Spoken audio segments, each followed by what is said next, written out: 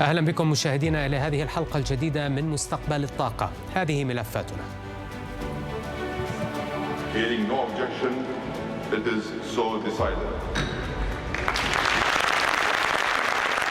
وقائع المفاوضات في كوب 28. ماذا حقق الاتفاق التاريخي للدول النامية؟ دفن موضوع التخلص الفوري ولا المتدرج، دفن موضوع لا أريكم إلا ما أرى ولا أهديكم إلا سبيل الرشاد اللي هو المنهجية الفرعونية. وكيف دفنت اللغة الأيديولوجية المعادية للنفط؟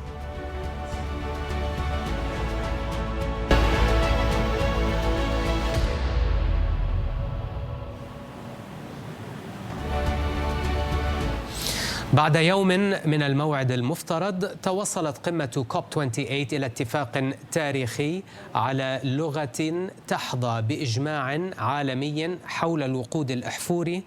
فماذا حمل النص النهائي بعد أيام من المفاوضات الشاقة؟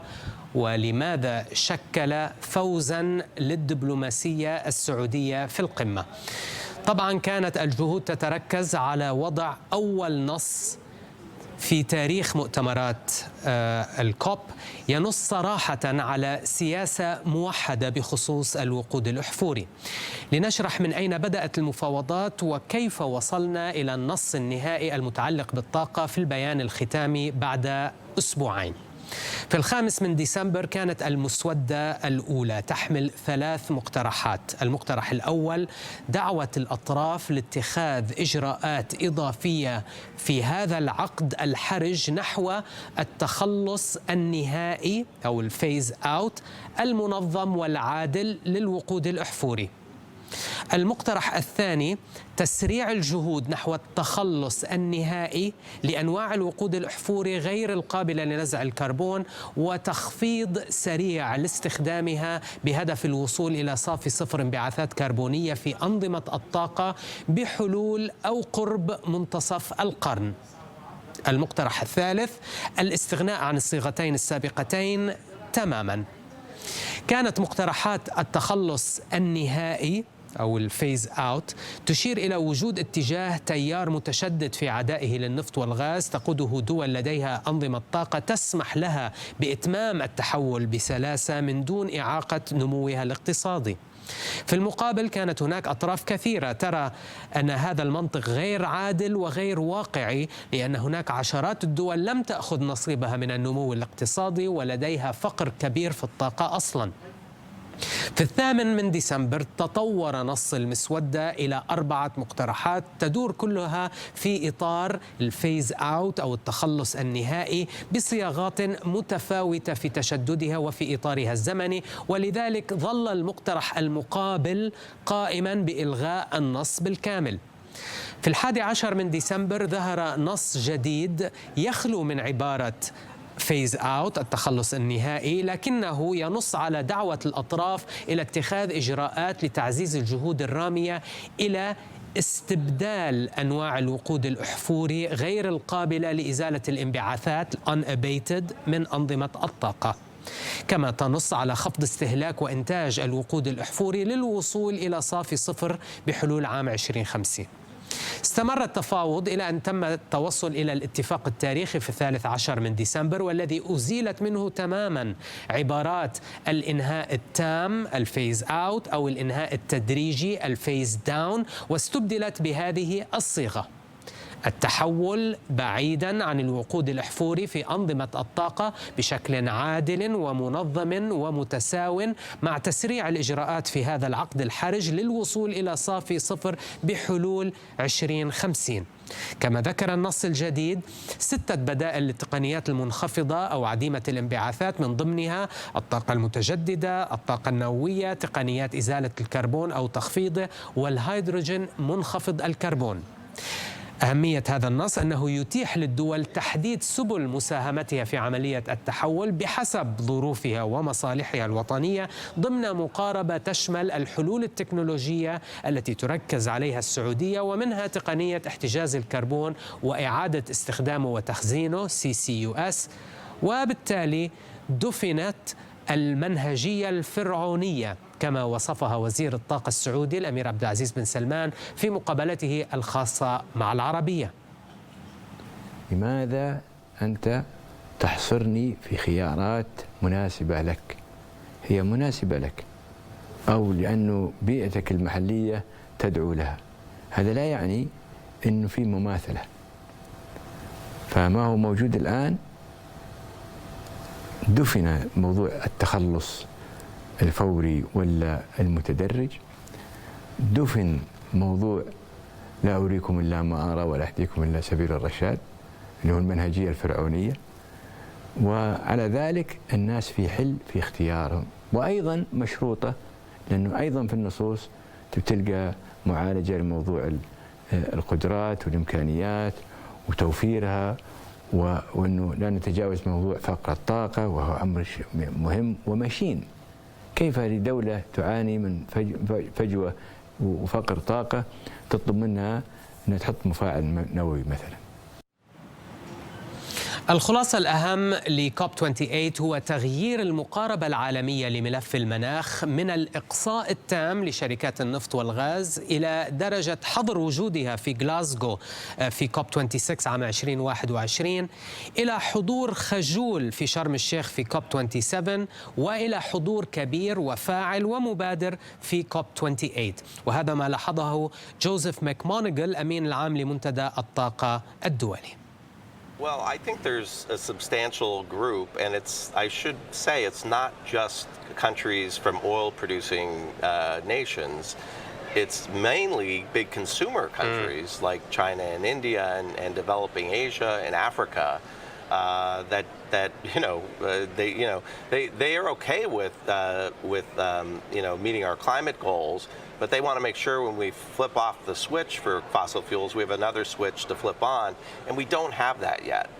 And so there's no context, I think, in these discussions. It's kind of a one-way discussion, and I think it's important to have some context. What happens? What's the plan after it? Suppose it's phased down or phase out. What's the plan? Is it next year? Is it 2 years? And nobody's talking about that. And I think Dr. Sultan tried to make those points. اللافت هو الإشادة الدولية بالدور السعودي في التوصل إلى الاتفاق التاريخي، كما عبر عن ذلك المبعوث الأمريكي للمناخ جون كيري. I think there were times in the last 48 hours where some of us thought this could fail. And we began to look at that prospect and to contemplate it, but we stayed at it. And people that showed good faith. I mean, there are people who stepped up. I mean, there are a number of countries that produce oil and gas. You know who they are. I mean, among them. But they stepped up and said, we want this to succeed. We want to move forward. And they said, we are transitioning. Saudi Arabia, for instance, is a very big producer. And Prince Abdulaziz came and stayed and negotiated and said, I will accept the idea of embracing a transition away.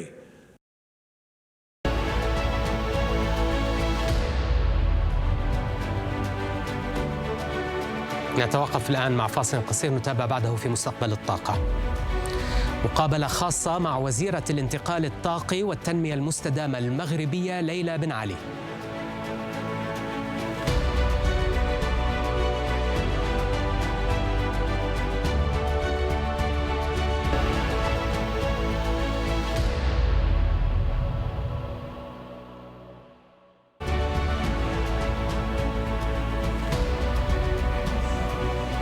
أهلا بكم من جديد.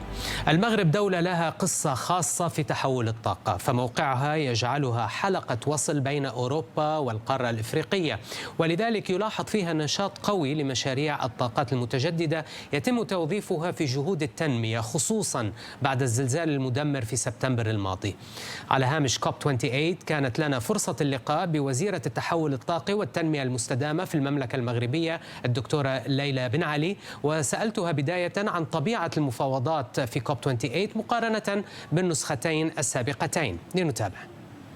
Nasser, I mean, this COP, we knew, I think, back in Sharm el-Sheikh last year, that this will be a different COP in terms of impact and action, and also something that is quite important for Morocco, a reform of multilateralism. We want to have a new face for multilateralism that is bringing solutions, especially to middle-income countries that are taking actually the burden of global sustainability while at the same time working on their own economic development and social development. So for us, I think this COP, beyond being a COP of action and a COP of inclusion, I think is also a COP where we have to bring in, of course, discuss the global stocktake after the Paris Agreement.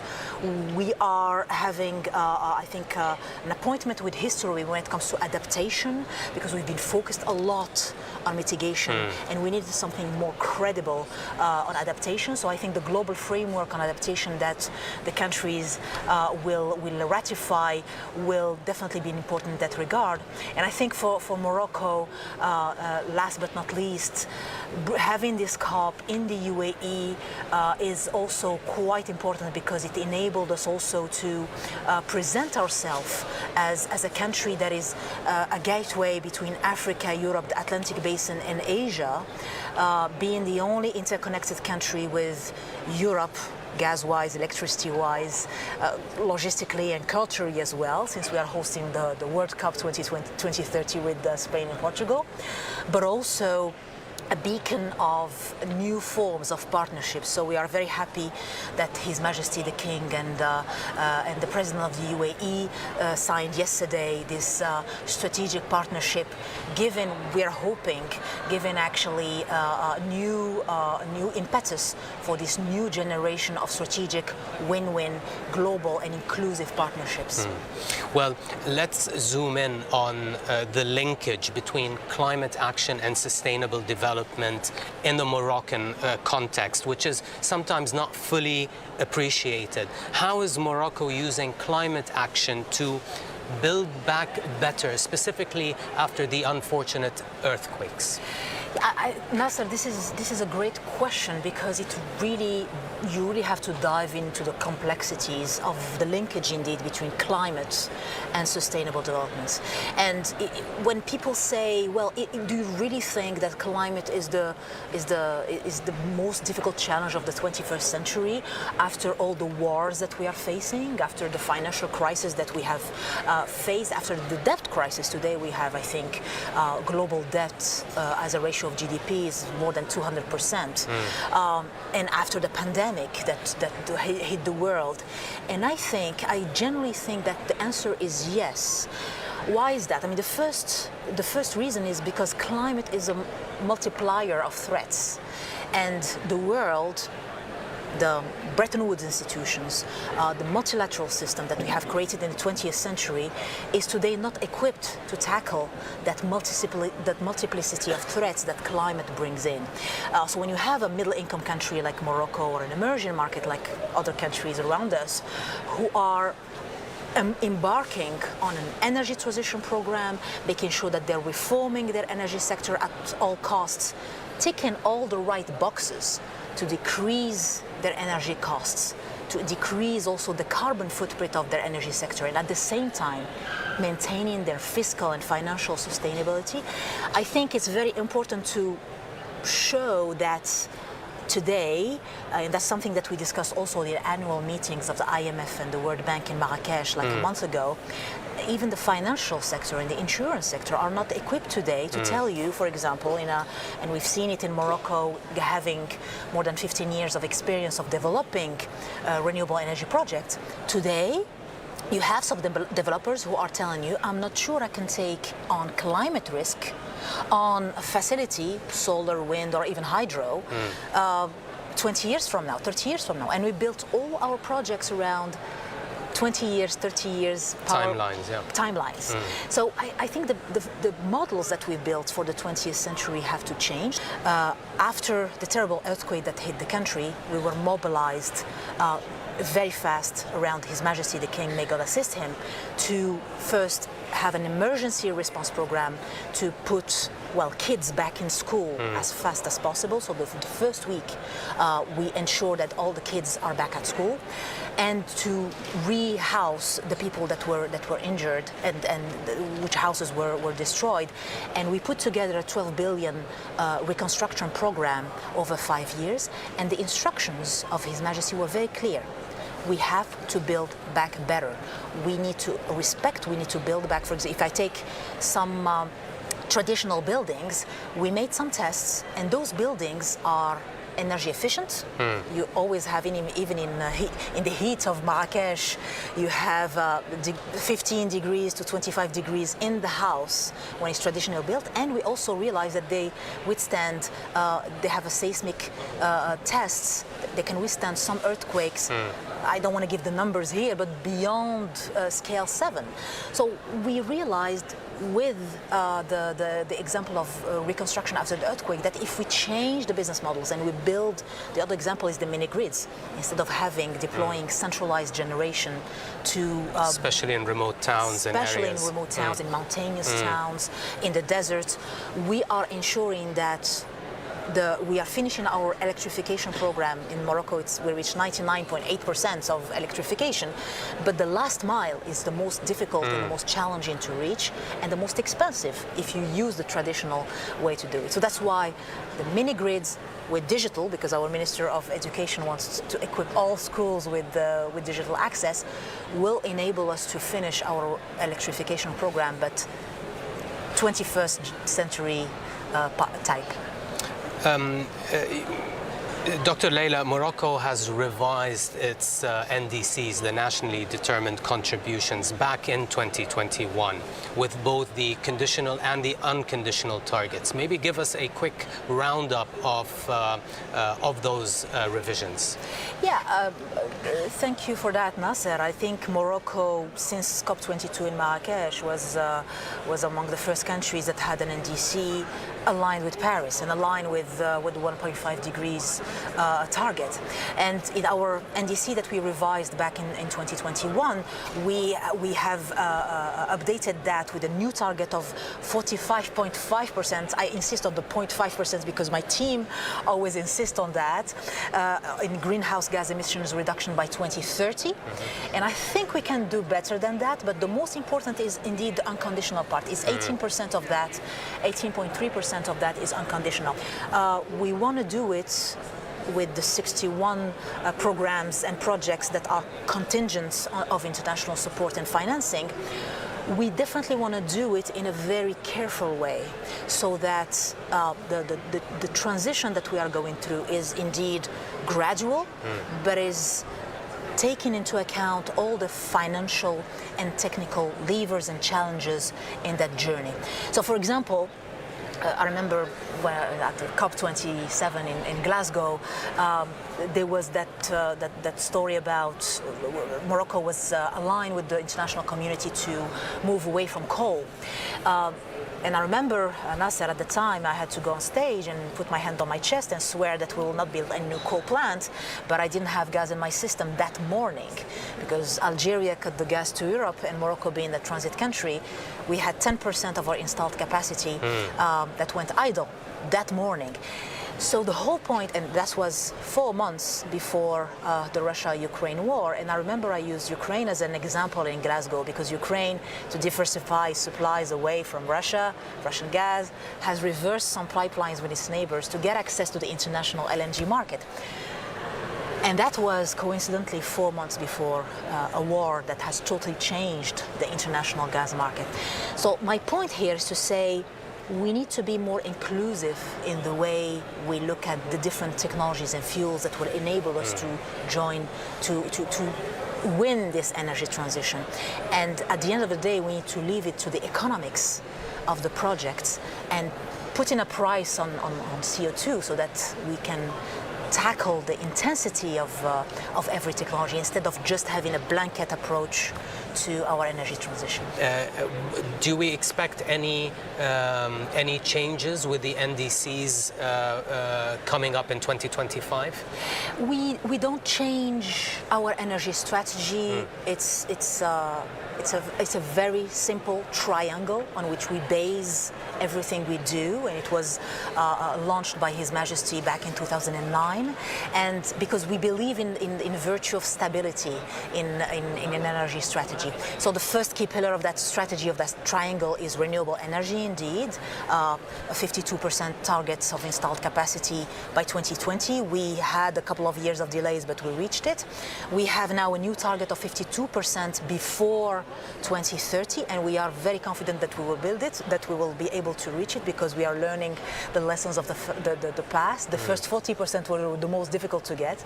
Now we know how to deploy large-scale and smaller-scale renewable energy projects, even for consumers. Energy efficiency is also an area on which we are putting a lot of investments and thoughts to have creative solutions for energy efficiency on the supply side and the demand side. So we launched a national game last year and to incentivize any consumer for the first time and get access to any consumer who justifies a decrease in his or her electricity bill will be handed over a bonus for the first time directly in Morocco, and we will be providing the bonuses during the next couple of months for the 8 million people who decreased their electricity bills last year. That's just one example of the type of new methods to incentivize demand management of sorts. Exactly. Your Excellency, finally, you've mentioned the energy crisis that hit the most out of all other areas in Europe, and the goal of their reduction of dependence on fossil fuels, and specifically from Russia. What opportunities does that open up for Morocco, given the history between Morocco and Europe, given those interconnections?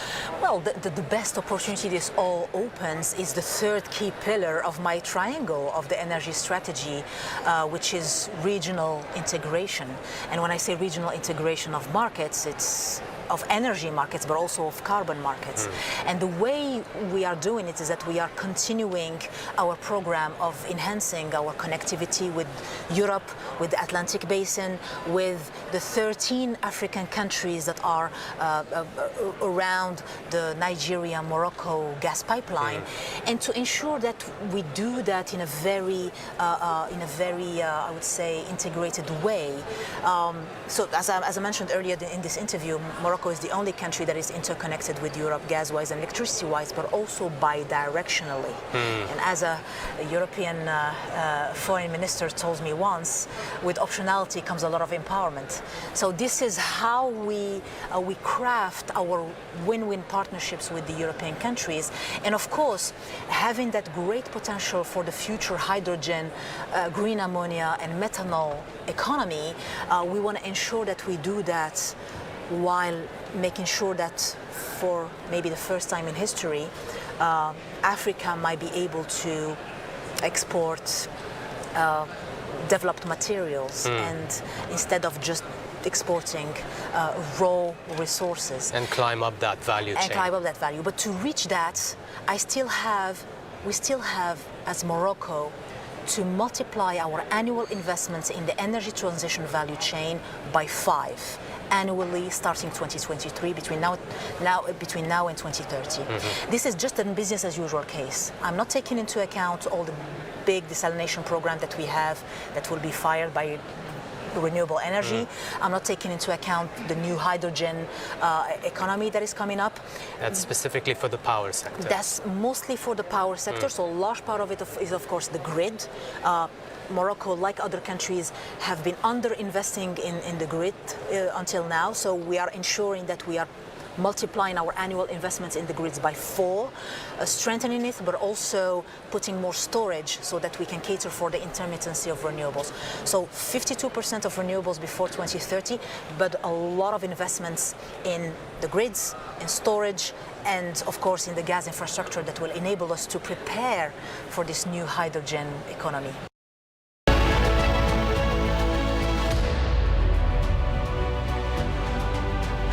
هذه ختام هذه الحلقة من مستقبل الطاقة. نلقاكم الأسبوع المقبل، إلى اللقاء.